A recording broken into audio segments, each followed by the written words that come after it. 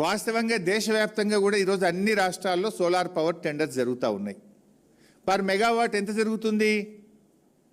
3 crore rupees, 3 బావులకు 1 megawatt సోలార్ను ఉత్పత్తి చేసే ప్లాంట్లు పెడతా ఉన్నారు. 3.5 కోట్లకు 1 మెగావాటు ఇన్స్టాల్ అవుతూ ఉంది. అయితే అక్కడ ఇంకా భూమి కూడా వాళ్ళదే, ఇక్కడ భూమి సింగరేందే, ఇక్కడ భూమి కూడా పెట్టడానికి లేదు భారం, భూమి సింగరేందే. 3 కోట్లకే పెడతారు దేశవ్యాప్తంగా భూమి ఇస్తే. ఇవాళ మహారాష్ట్ర, కర్ణాటక దేశమంతా కూడా సోలార్ పవర్ టెండర్స్ జరుగుతూ ఉన్నాయి. ఈ దేశంలో ఎక్కడైనా 3 కోట్ల రూపాయలకే సోలార్ పవర్ టెండర్లు అవుతూ ఉన్నాయి పర్ మెగావాట్. కానీ ఇక్కడ ఎంత ఇచ్చింది తెలుసా? ఇక్కడ 5,04,00,000 రూపాయలు పర్ మెగావాట్ ఇచ్చారు. భూమిచ్చి 107 మెగావాట్లకు 540 కోట్ల రూపాయలకి టెండర్ను కట్టబెట్టారు.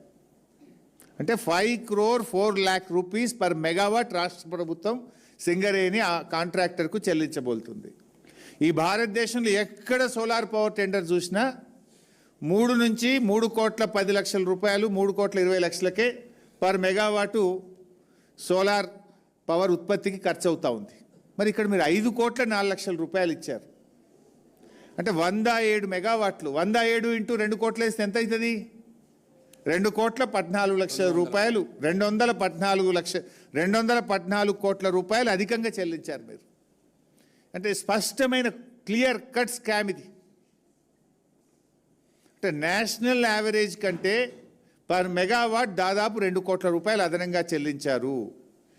మన రాష్ట్ర ఎంఎస్ఎంఈలకు ఇవ్వకుండా ఒక గుజరాత్ బేస్డ్ కంపెనీకి, తమ అనుయాయులకు ఇది కట్టబెట్టారు. సోలార్ పవర్ స్కామ్ ఇందులో ఇంకోటి కూడా ఉంది. అది 67 మెగావాట్ల ప్లాంట్. అది ఈ 67 మెగావాట్లు అయితే ఎంతకి ఇచ్చింది తెలుసా? 480 కోట్ల రూపాయలకు కట్టగట్టిండ్రు. దాదాపు 7 crore రూపీస్ పర్ మెగావాట్, 7 కోట్ల రూపాయలు 1 మెగావాట్ కట్టబెట్టినారు.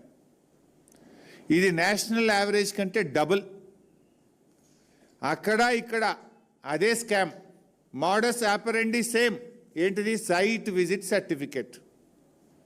సైట్ విజిట్ సర్టిఫికెట్లు నిబంధనలు మార్చడం, తమ అనుయాయులకు కట్టబెట్టడం. ఆడో 250 కోట్లు, ఈడో 250 కోట్లు, నేరుగా 500 కోట్ల రూపాయలు చేతులు మారినాయి. 500 కోట్ల రూపాయలు అదనపు చెల్లింపులు జరిగినాయి. ఇంకా O&M వేరే, పవర్ పర్చేస్ అదంతా వేరే ఉన్నది, పవర్ పర్చేస్ దాంట్లో వేరే ఉన్నది ఇంకా కథ.